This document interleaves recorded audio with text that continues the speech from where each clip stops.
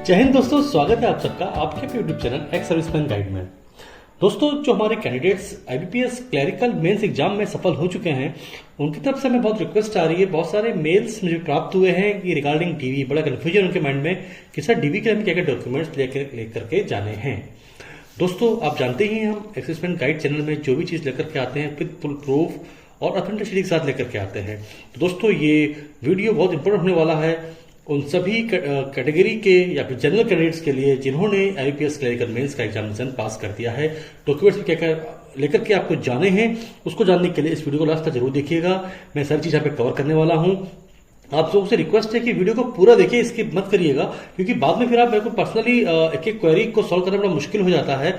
इसकी जो मैं बताने जा रहा हूं आपको सिर्फ वही डॉक्यूमेंट्स रेडी करने हैं और उसके अलावा कुछ भी लेकर के नहीं जाना है। That all documents will suffice with all the purpose, right. तो हम शुरू करते हैं आपका वीडियो। दोस्तों देखिए, ये मैं आपके सामने मेल दिखा रहा हूँ। ये मेल जो है लास्ट ईयर का हमारा पीएनबी का जो हमारा आईपीएस का जब रिजल्ट आउट हो गया था उनका डीबी मेल है। और दोस्तों मैं चाहूंगा 30 अप्रैल के आसपास ये मेल उन्होंने आउट कर दिया था और 9 मई के आसपास कुछ लोगों के पास मेल आया था। तो आप लोगों के पास मेल आना कब शुरू होगा? विद इन 2 वीक्स आपके अंदर मेल आना शुरू हो जाएगा। दूसरी बात, ये जो होता है दोस्तों, इसमें आईबीपीएस के अंदर का जो डिफरेंट बैंक्स होते हैं वो अपना अपना डीवी का मेल अलग अलग जारी करते हैं।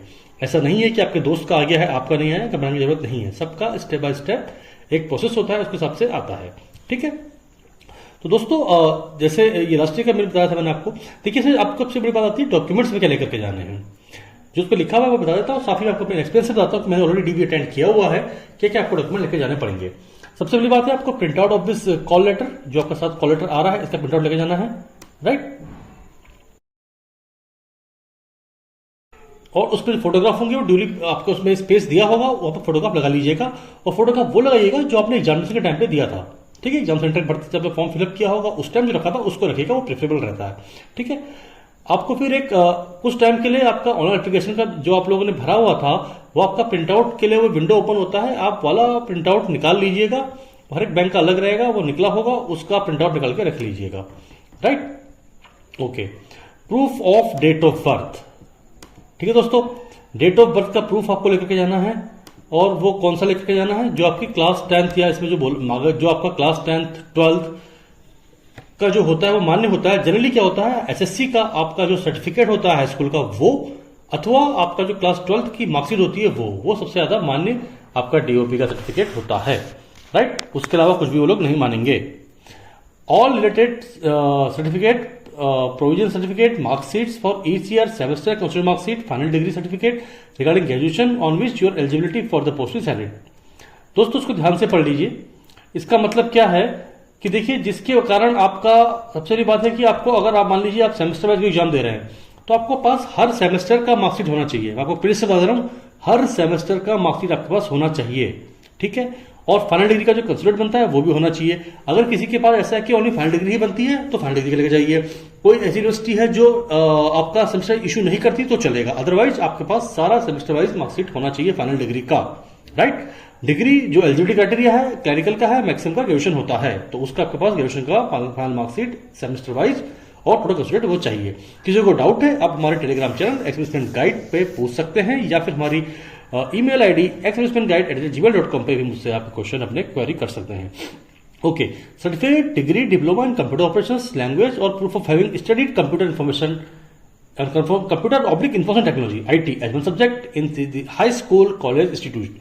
दोस्तों, आप लोगों के पास डिप्लोमा इन कंप्यूटर ऑपरेशंस या सर्टिफिकेट या डिग्री होना बहुत जरूरी है, राइट।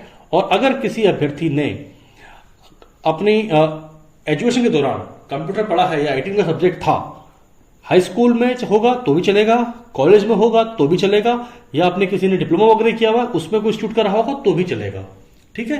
पर तीनों में ही मेंशन होना चाहिए कि आपने उस पर्टिकुलर क्लास में अपना हाई स्कूल या इंटर में वो आपने जो है कंप्यूटर का कोर्स लिया हुआ था, कंप्यूटर सब्जेक्ट आपके पास था, राइट। जिनके पास नहीं है उनके पास एक अलग सर्टिफिकेट आपको जहां भी इंस्टीट्यूट से आपने पढ़ा होगा बाद में वो बनवा सकते हैं, बनवा लिया होगा, right. Okay, photo and address identity proof ये आपको लेकर के जाना है। जनरली आधार कार्ड को एक्सेप्ट कर लेते हैं, राइट। फोटो अपनी रिसेंट रखिएगा, साथ ही साथ आपने जो एग्जामिनेशन के टाइम पे लगाई थी वो अगर हो तो बहुत बढ़िया, ठीक है। Okay, pan card proof of applied for, देखो पैन कार्ड होना बहुत जरूरी है, जिसके पास नहीं है वो भी अप्लाई कर दें। आपके पास प्रूफ होना चाहिए कि पैन नंबर आपने अप्लाई कर दिया है, ये मस्ट है, ठीक है, इसमें कोई डाउट नहीं होना चाहिए आपको। ओके, सिविल कंसेंट फॉर्म, ये एक बड़ा इंपॉर्टेंट चीज है। सिविल कंसेंट फॉर्म क्या होता है दोस्तों, देखिए जैसे ये तो पीएनबी का डीबी था, तो पीएनबी की साइट में ऑलरेडी उन्होंने एक फॉर्मेट डाउनलोड किया हुआ था, वो मैं आगे बताऊंगा आपको कैसा रहता है फॉर्मेट। उसमें कंसेंट लिया जाता है कि आप लोगों के मैंने जो है अपने सिविल स्कोर का आप उनको कंसेंट दे रहे हैं पर्टिकुलर बैंक को कि वो आपकी एंड वो उसको फैच करेंगे, उसमें आपकी सहमति है। सेकेंड थिंग, आपको अपना सिविल स्कोर पता होना चाहिए। पता नहीं है तो उसके लिए आज की डेट में बहुत सारे ऑप्शंस अवेलेबल हैं। आप लोग क्रेडिट वगैरह यूज करते होंगे, या फिर आप लोग फोन पे यूज करते होंगे, या जी पे यूज करते होंगे।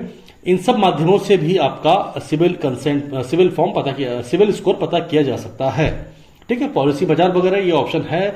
बाकी आपकी बैंक की साइट्स होती हैं, वहां पर सिविल स्कोर मिल जाता है, और गवर्नमेंट की साइट से वहां से भी आप सिविल स्कोर चेक कर सकते हैं।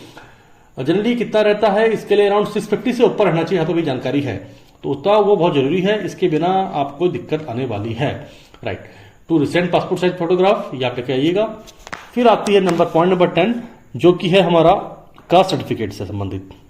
दोस्तों जो कास्ट सर्टिफिकेट है वो यहाँ पे देखिए, जो डिफरेंट कास्ट के अपने अभ्यर्थी हैं, भले ही वो अपने एक्स सर्विसमैन हो, या फिर डिसेबल्ड एक्स सर्विसमैन हो, या SC ST OBC PH किसी भी कास्ट के संबंधित हो, तो कास्ट सर्टिफिकेट उनको बनाना है मीन्स उन्होंने बना के रखा होगा पहले से।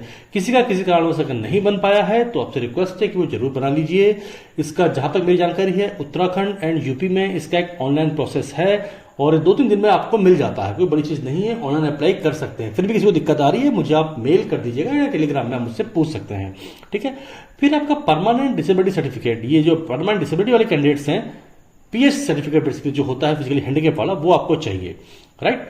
और जो अपने एक्स सर्विसमैन है उनके डिसेबिलिटी का सर्टिफिकेट वो अलग चीज होती है, वो आपको अगर मैंने ऑलरेडी वीडियो में बताया हुआ है, अगर आपको फिर भी डाउट है तो देखिए इसमें क्या रहता है कि आपको डिसेबिलिटी वाला एक जो सर्टिफिकेट, या जब आपका जब डिस्चार्ज बुक मिलता है उसमें मेंशन रहता है, या आपका मेडिकल फॉर्म मिला होगा उसमें मेंशन होगा, ठीक है, तो वो आप लेकर के जाइएगा। तो डिसेबिलिटी पेंशन आ रही है इसका उनको चाहिए होता है basically. EWS certificate if applicable, तो यार इकोनॉमिकल वीकर क्लास जो होता है उनके लिए जो रहता है, वो आप इसको जिनके पास उस कैटेगरी से भरा हुआ है सर्टिफिकेट होना बहुत जरूरी है। फिर दोस्तों बात करते हैं एक्स सर्विसमैन। अगर आप हैं तो बिल्कुल आप एक्स सर्विसमैन ही होंगे, तो आपको रिलेवेंट परफॉर्मा ABCDH एप्लीकेबल वो आपके पास होना बहुत बहुत जरूरी है। दोस्तों परफॉर्मा ABCD क्या होता है, मैंने ऑलरेडी वीडियो बनाए हुए बहुत सारे, फिर भी आप लोगों के डाउट आते हैं, इसलिए मैं कहता हूं वीडियो को पूरा देखा करिए।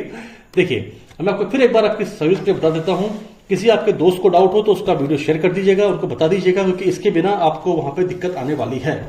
सबसे पहली बात सुन लीजिए ध्यान से, कहीं कुछ को पूछने की जरूरत नहीं है, जो मैं बता रहा हूं उसको अच्छे से सुनिए, मैंने खुद डीवी दिया हुआ है और बहुत से लोगों को हम गाइड करते रहते हैं। अगर आपने रिटायर हो चुके हैं, if you have already taken the retirement, या आप डीवी के टाइम तक रिटायर हो जाएंगे, you only need to carry your discharge book. आपको अपना डिस्चार्ज बुक लेकर के जाना है, और आपके पास पीपीओ होगा, उसको आप लेकर जाएगा, that will suffice all the purpose. आपको कुछ भी उसके अलावा लेकर के नहीं जाना है, राइट।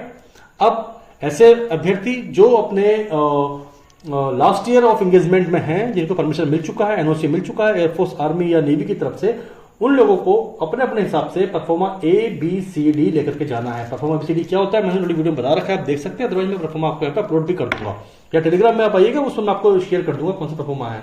बेसिकली जो मोस्ट इंपोर्टेंट इसमें रहता है परफॉर्मा A रहता है।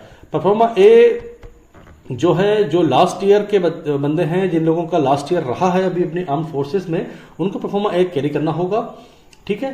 बाकी लोगों ने, एक होता है LPC होता है, लास्ट पे सर्टिफिकेट, वो अगर आपने रिटायर हो गए हैं तो जरूरत नहीं है, अगर आपने पहले बनवा लिया था तो आप उसको अपने साथ कैरी कर सकते हैं।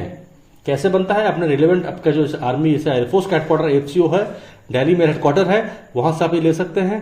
बाकी नेवी का अपना अलग मिलता है, और आर्मी का आई थिंक इलाहाबाद से इशू होता है, ठीक है, वहां से इशू करवा लीजिएगा, ये थ्रू मेल भी हो जाता है। तो दोस्तों इस सारे के सारे जो डॉक्यूमेंट्स हैं वो आपको अपनी फोटोकॉपीज को सेल्फ अटैच करके रखना होगा, ओरिजिनल को साथ में लेके जाना होगा, राइट। 2 चीजें छूट गई हैं इसमें जहां तक मैं देख पा रहा हूं, क्योंकि देखो क्या होता है ना, मैं आपको बताया था हर एक का डीवी का अलग क्राइटेरिया रहता है। करेक्टर सर्टिफिकेट और मेडिकल सर्टिफिकेट इस पर रिक्वायर्ड नहीं था लास्ट ईयर, ठीक है।